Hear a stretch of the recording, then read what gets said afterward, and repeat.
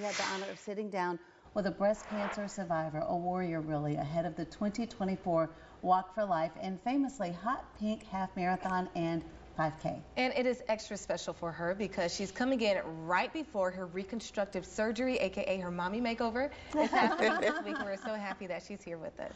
We are delighted to have with us live in the studio today breast cancer survivor Cicely Hill. Cicely, thank you so much for being here. Thank you. And so I was asking if you had a team for the Walk for Life, and you said, you know what, I don't really know a whole lot of people here. You came here to pursue your degree. Yes. You're now pursuing a second degree over at the University of South Carolina, but you have found a network of support. Tell us a little bit about your journey. So it was really shocking to be diagnosed at the end of November of last year, fairly early on, just through routine checks because it runs in my family.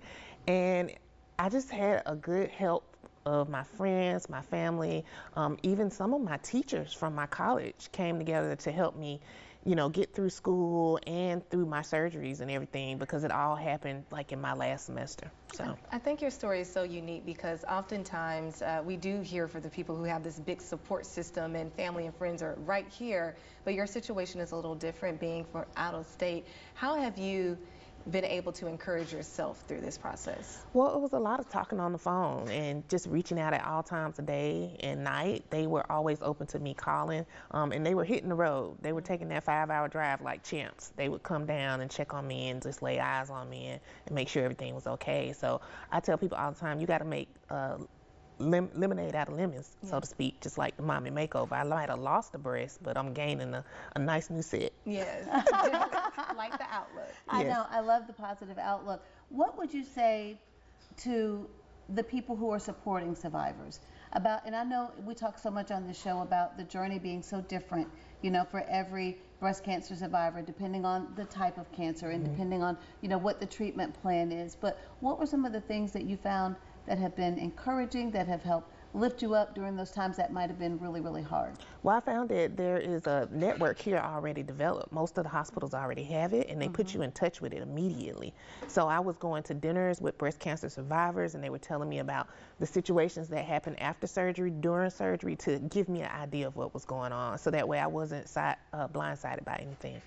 Very important.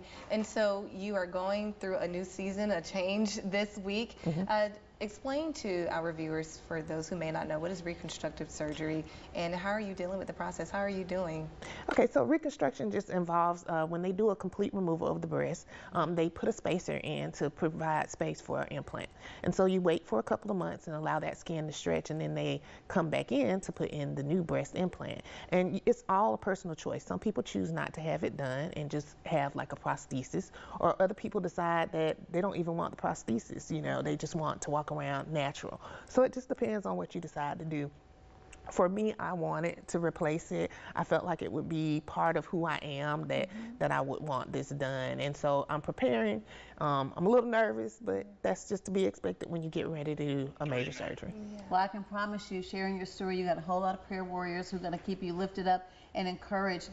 You know, we do these segments, especially leading up to the Walk for Life, because we really want to emphasize that this walk has a direct impact on treatment for breast cancer survivors in our community. You mentioned immediately connecting you with the network, but what has it been about the care that you have received from Prisma Health that has really helped you succeed in this fight? I mean, they have gone above and beyond. Like literally from diagnosis, they call me pretty much every week.